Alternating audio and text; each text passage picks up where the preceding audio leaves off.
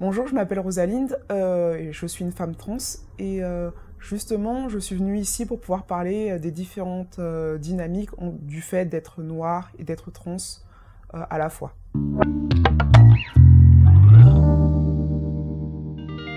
Déjà dans les communautés que je fréquente, c'est-à-dire la communauté noire et la communauté trans, il y a différentes dynamiques qui sont présentes. Et c'est assez compliqué en tant que personne noire trans justement d'être dans les différentes communautés, pour la simple et bonne raison qu'il y a déjà du racisme chez les trans. Par exemple, j'ai été sur un chat qui s'appelait le chat très tristement célèbre nommé LGBT de 4chan, qui est particulièrement raciste envers les personnes trans et qui est géré par d'autres personnes trans. Par exemple, il y a pas mal de stéréotypes vis-à-vis des personnes noires en fait trans, surtout les personnes trans féminines, vis-à-vis du fait que soit elles passeraient beaucoup plus en fait, ou soit qu'elles passeraient beaucoup moins à cause d'une certaine masculinité innée. Ensuite, du côté de la communauté noire, il y a un effet un peu de comme si le fait d'être trans ou le fait d'être homo, en fait, c'était une sorte de négation de notre identité en tant que noir, en fait, et que ça serait comme si ça serait entre guillemets un truc de blanc. On pourrait dire en fait qu'on a une sorte d'expérience de métissage en fait, parce que on fait partie à la fois de deux groupes, et justement le fait de faire partie de ces deux groupes en fait qui sont pas censés se recroiser les uns avec les autres, ça fait comme si on appartenait à l'un et à l'autre et à la fois à aucun des deux. Donc ce qui fait qu'au final, on se retrouve dans une situation dans laquelle il y a une difficulté de s'identifier lorsqu'on est trans pour trouver des modèles de personnes noires en fait qui ont réussi leur transition et qui arrivent à vivre sans aucune difficulté. Et de l'autre, en fait, on a des problèmes dans la communauté noire parce que, résultat, il y a à cause de la transphobie et de l'homophobie qu'on peut ressentir à l'intérieur. Après, il faut aussi prendre garde et faire très attention vis-à-vis de ça parce que le discours que je tiens actuellement peut être récupéré par des forces politiques pour pouvoir s'en prendre à des groupes sociaux déjà vulnérables. Donc par exemple, il y a déjà des études qui ont été faites sur le fémonationalisme, l'homonationalisme ou le transnationalisme qui consiste à dire, en fait, vous voyez des populations marginalisées, ou par exemple ça soit des pauvres, des personnes racisées ou pas, seraient plus sexistes, plus homophobes, plus transphobes, et donc par conséquent il serait légitime de les mettre à l'écart de la société pour cela. Et mon but, en fait, en tenant le discours que je tiens actuellement, c'est de identifier les problèmes pour faire en sorte qu'en réglant les deux, les personnes qui sont à l'intersection des deux, dont je fais partie, puissent se sentir globalement mieux en fait. Justement, sur quoi on peut être confronté lorsqu'on est noir et lorsqu'on est trans, c'est que même dans la communauté noire, il y a certaines choses qui ne nous sont pas transmises. Par exemple, le savoir sur les cheveux, qui est matrilinéaire en fait, en tant que personne trans on l'a pas, et de l'autre côté c'est juste qu'il y a aussi parmi les groupes militants noirs, il y en a certains qui disent en fait que être trans ou être homo, ça serait en gros trahir sa culture entre guillemets. Et ce qui fait qu'au final, malgré le fait que je sais que c'est faux, ce discours-là, il a quand même une influence sur le rapport que j'ai avec mon pays d'origine. Par exemple, je pense avoir une bonne connaissance vis-à-vis des différents enjeux, des différentes cultures qui sont présentes dans mes pays d'origine d'ailleurs. Et c'est vrai que le rapport affectif que j'ai avec eux est un peu, entamé à cause de ce genre de discours. Vis-à-vis de tout ceci, le fait d'être noir et trans, ça influe sur plein de rapports sociaux, que ça soit interpersonnel, que ça soit amoureux, amicaux, voire même sexuels en fait. On est déjà très altérisés, on est des sortes, par exemple, on perçoit déjà les personnes trans, même blanches, comme des sortes de créatures, ou en gros, par exemple, le meilleur des deux mondes, ou par exemple les personnes qui ont le sexe des anges, ou ce genre de choses. C'est très altérisant, et on rajoute ça en fait avec la dimension de la couleur de peau, et là ça crée pas mal de problèmes aussi, parce que par exemple, vis-à-vis des personnes noires, déjà, il y a les stéréotypes sur une prétendue masculinité innée qui est présente chez les hommes noirs, en le disant en fait qu'ils auraient justement des organes génitaux hypertrophiés, ils seraient ultra virils, etc. Et de l'autre côté, il y a aussi un discours vis-à-vis du fait qu'il y aurait une certaine virilité chez les femmes noires, etc. Ce qui fait que même lorsque nous, en tant que personnes trans, on transitionne d'un sexe A à un sexe B au final,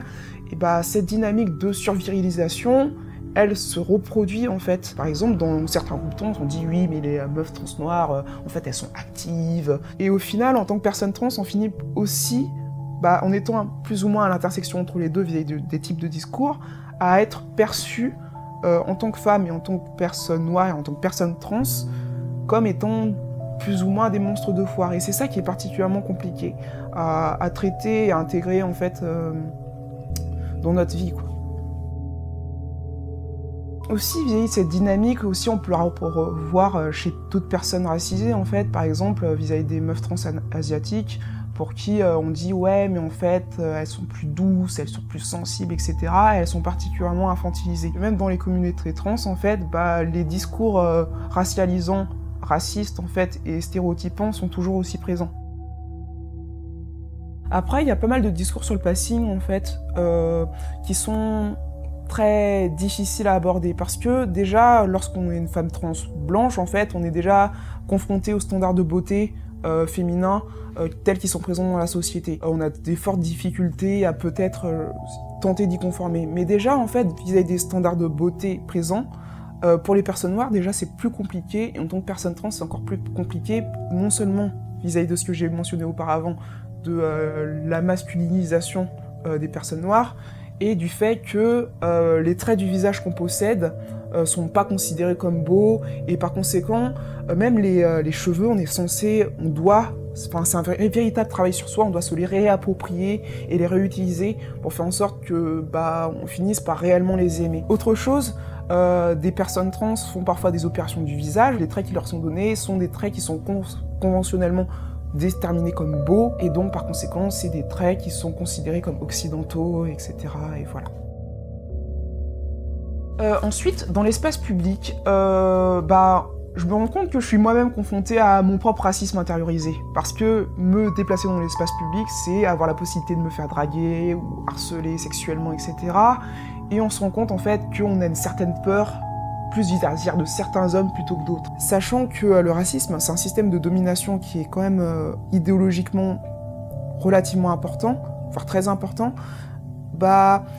même moi, en fait, qui suis une personne noire, je me rends compte que je suis capable d'avoir des préjugés vis-à-vis de la manière dont vont me traiter d'autres personnes noires, en fait. Et au final, je pense que ça me permet aussi, en me rendant compte, de repenser mes impensés et de trouver une manière, au final, de trouver une nouvelle manière d'avancer. Ensuite, vis-à-vis du traitement par la police et du rapport à l'espace public, je me suis rendu compte que, par exemple, je suis plus sereine dans l'espace public, parce qu'avant, lorsque j'étais perçue en tant qu'homme, je me faisais contrôler souvent, et je me rends compte que maintenant, dans l'espace public, je suis plus perçue du tout comme une menace. Ce qui fait qu'au final, je me rends compte que changer de rôle de genre, ça m'a fait aussi, plus ou moins, dans les rôles raciaux, changer aussi selon les rôles de genre qui sont assignés en tant que personne noire, que ce soit pour une femme noire ou un homme noir, en fait.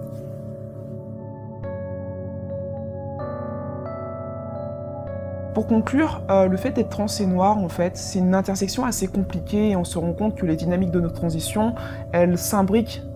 avec notre propre couleur de peau. Donc au final, je pense que cette expérience, ça m'a permis de comprendre de manière plus fondamentale comment le genre et la couleur de peau, en termes de système, ça a tendance à fonctionner. Et que c'est deux choses qui s'articulent les unes avec les autres, qui sont autodépendantes les unes des autres et qu'on ne peut pas foncièrement changer l'une sans changer l'autre.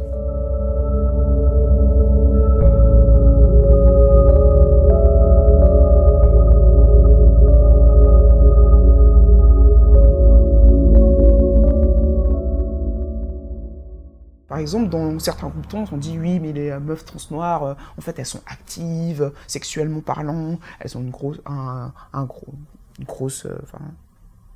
etc.